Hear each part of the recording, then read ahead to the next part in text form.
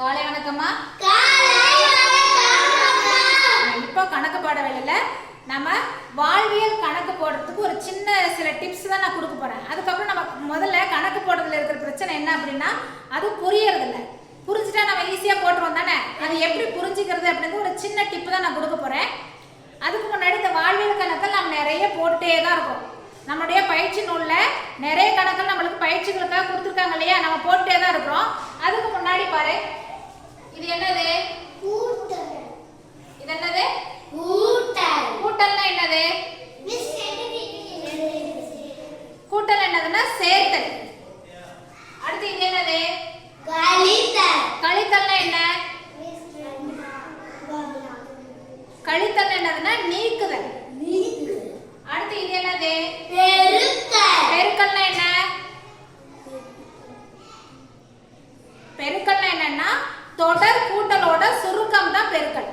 தொடர் கூட்டல் இருக்கு இல்லையா, அதோட சுருக்கம் தான் பெருக்கல். அடுத்து இது என்னது? வகுத்தல்னா என்ன அப்படின்னா சம பங்கீடு, சமமா பங்கிட்டு கொடுக்கறது. இப்போ இது புரிஞ்சிருச்சு இல்லையா? கூட்டல்னா என்ன, கழித்தல்னா என்ன, வகுத்தல்னா என்ன, பெருக்கல்னா என்னன்னு இப்போ புரிஞ்சிருச்சு. அடுத்து பாரு, இப்போ நம்மளுக்கு இந்த வாழ்க்கை கணக்குகள்லாம் எப்படி இருக்கும், ஏன் நம்ம வாழ்க்கை கணக்குகள் போடுறது சிரமப்படுறோம் அப்படின்னு பார்த்தோம்னா, ஒரு கணக்கை சாதாரணமா கொடுக்கும்போது நம்மளுக்கு போடுறதுக்கு ஈஸியா இருக்கு.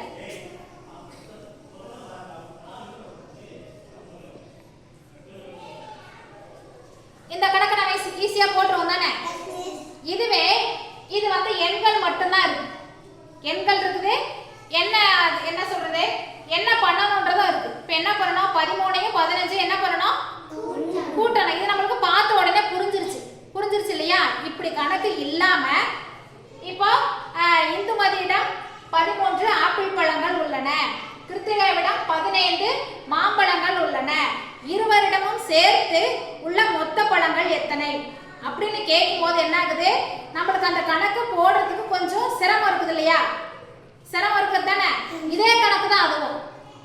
கணக்கு என்னவோ ஒண்ணுதான், ஆனா அந்த கொடுத்திருக்கிற முறைதான் வேற. வாழ்க்கை கணக்குன்னு போது அப்படிதான் வரும். நம்ம வாழ்க்கை சூழலோட தொடர்பு படுத்தி எண்களாலையும் எழுத்துக்களாலையும் வர்ற கணக்குகள் தான் வாழ்க்கை கணக்கு. இதுல என்ன வார்த்தை வந்தா கூட்டணும், எப்படி கணக்கு வந்தா கழிக்கணும் அப்படிங்கறத மட்டும் தான் இப்ப நான் உங்களுக்கு சொல்லி கொடுக்க போறேன். பார்க்கலாமா? இப்போ உதாரண கணக்கு கவனி. இந்த கணக்கை எப்பவுமே வாழ்க்கை கணக்கு பொறுத்தளவுக்கு ஒரு முறைக்கு 2 முறை நல்லா படிச்சு கணக்கை நம்ம உள் வாங்கிக்கணும். முதல்ல கணக்கு பாரு, ஓர் அங்காடியில். இந்த ஓர் பார்த்த உடனே உனக்கு என்ன ஞாபகம் வருது? சத்தமா சொல்லு. என்ன ஞாபகம் வருது? ஒரு இல்ல, நீ சரியா சொல்லல. நீ ஏன் ஓர் வருது? Very good. இங்க உயிரெழுத்து இருக்கிறதுனால ஓர் போடுறது இல்லையா? சரி, பரவாயில்ல. ஓர் அங்காடியில் முகிலன் 12 கிலோகிராம் 500 கிராம், அதாவது 12 கிலோ 500 கிராம் கத்தரிக்காயும் 15 கிலோ 250 கிராம் வெண்டைக்காயும் வாங்கினான் எனில் அவன் வாங்கிய காய்கறிகளின் மொத்த எடை எவ்வளவு? இதுல நீ பார்க்க வேண்டியது இந்த ஒரு பாயிண்ட் தான். என்னது? மொத்தம் அப்படின்னு கணக்குல எங்கெல்லாம் வருதோ அங்கெல்லாம் நீ கூட்டிக்கணும். வேற எதுவுமே நீ பார்க்க தேவையில்லை. மொத்தம்னு வந்துச்சுனாவே என்ன பண்ணணும்? கூட்டணும். முதல்ல இங்க கொடுத்திருக்கிற அளவு எவ்வளவு? இந்த அளவு தான் இல்லையா? ஆமா தானே. முதல்ல கொடுத்திருக்கிற அளவு 12 கிலோ 500 கிராம். அடுத்த அளவு என்ன இருக்கு? அதாவது இது என்ன காய்? கத்தரிக்காய். அடுத்து என்ன காய் இருக்கு? வெண்டைக்காய். அளவு எவ்வளவு?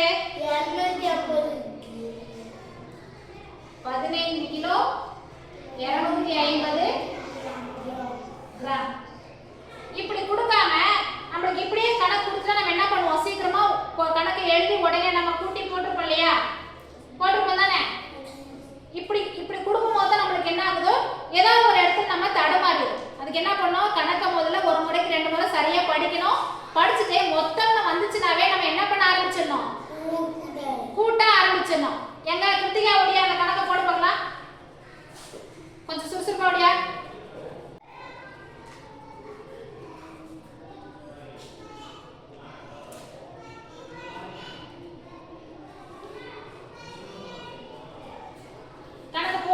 பண்ணிட்டியா? Very good. இப்போ நம்மளுக்கு என்னாச்சு அப்படின்னா ஒரு வாழ்க்கை கணக்கா போடுறது இப்போ நம்மளுக்கு ஈஸியா இருக்கா? சரி, அடுத்து ஒரு கணக்கு நான் எழுதுவேன். கணக்கு நீங்களே தான் போடணும். புரிஞ்சிருச்சா இப்போ இது? அடுத்த கணக்கு கவனி. 7 கிலோகிராம் 500 கிராம் முந்திரி மற்றும் 3 கிலோகிராம் 500 கிராம் பிஸ்தாவின் மொத்த எடை என்ன? நம்ம ஏற்கனவே சொல்லிட்டோம். இது என்னது? மொத்தம் அப்படின்னு வந்துச்சுன்னா என்ன பண்ணணும்? சரி, இந்த கணக்கை யார் எழுதி போட போறீங்க? ஈஸ்வரன் நோடியா?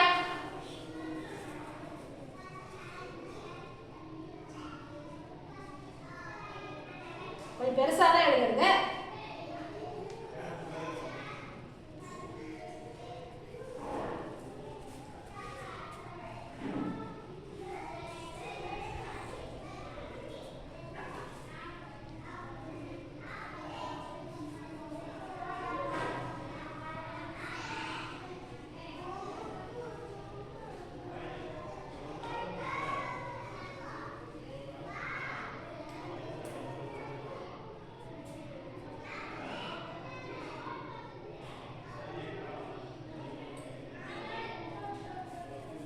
ஈஸ்வரனுக்கு கிளாப் பண்ணு.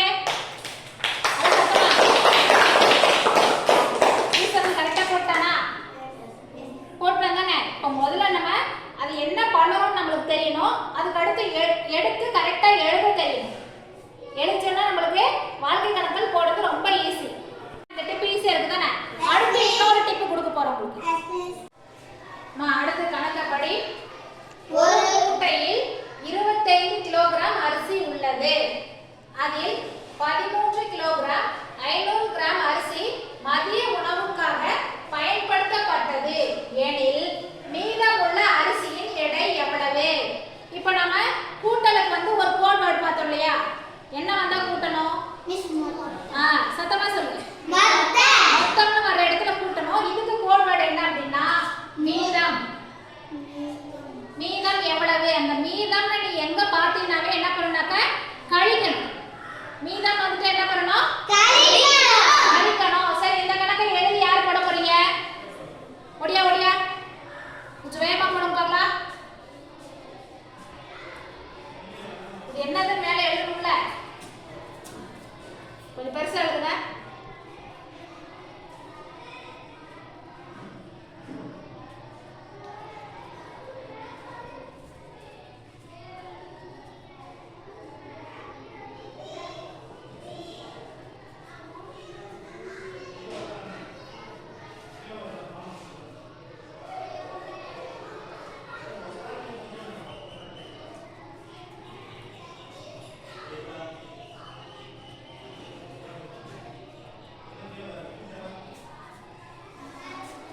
கிளாப் பண்ணிடலாமா?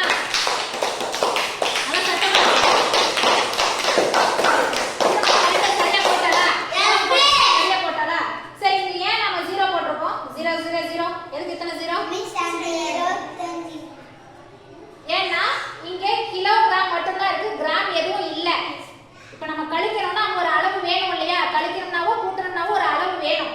அதனால நம்ம என்ன பண்ணிருக்கோம்? இங்க 0 போட்டு அடுத்து நம்ம கழிச்சு போட்டிருக்கோம். சரியா? இப்போ கழித்தலுக்கு அப்ப கோட் வேர்ட் என்னது? மீதம் அப்படின்னு வந்துச்சுனாவே நம்ம என்ன பண்ணணும்? கழிக்கணும். சரி, அடுத்து இன்னொரு கணக்கு எழுதணும். அது யார் போடுறீங்கன்னு பார்க்கலாமா?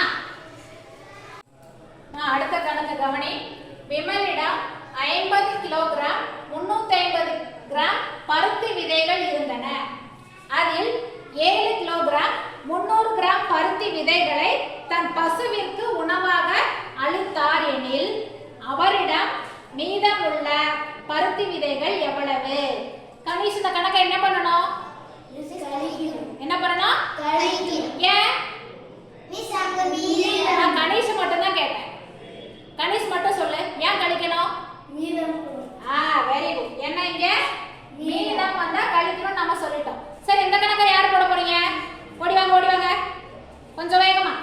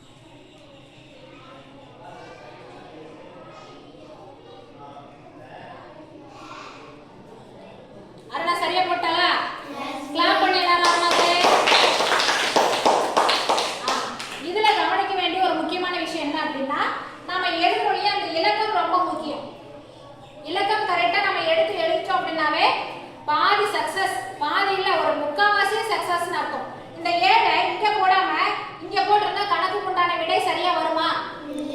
வராது இல்லையா? அப்போ இந்த இலக்கங்கள் எடுத்து எழுதுறது கணக்குல ரொம்ப முக்கியம். இப்ப நம்மளுக்கு வாழ்க்கை கணக்குகள் எப்படி போடலாம் அப்படிங்கிறது ஓரளவுக்கு இல்ல, ஒரு 90% கிளியர் இல்லையா? கூட்டல் கழித்தல் இது ரெண்டுக்கு உண்டான டிப்பு மட்டும் இன்னைக்கு நான் உங்களுக்கு சொல்லி கொடுத்துருக்கேன். கவிஸ்கா சொல்லு, கூட்டணும்னா என்ன வார்த்தை அங்க வரணும்? கிருத்திகா சொல்லு, கழிக்கணும்னா என்ன வார்த்தை வரணும்? சத்தமா சொல்லு. புரிஞ்சிச்சு இல்லையா? இப்போ மொத்தம்னு வந்தா என்ன பண்ணணும்? கூட்டணும். மீதம் எவ்வளவு அப்படின்னு கேட்டா என்ன பண்ணணும்? ரெண்டே வேர்டு தான். மொத்தம் எவ்வளவு, மீதம் எவ்வளவு. அதுக்கு முன்னாடி கணக்கை நல்லா ஒரு முறைக்கு 2 முறை கூட நல்லா தெளிவா என்ன பண்ணணும்? படிச்சு கணக்கை உள் வாங்கிக்கணும். கணக்குல என்ன அளவுகள் கொடுத்துருக்காங்க, கிலோகிராமா இல்ல வந்து லிட்டரா என்ன கொடுத்துருக்காங்க. இல்லைன்னா நாம என்ன பண்ணுவோம்?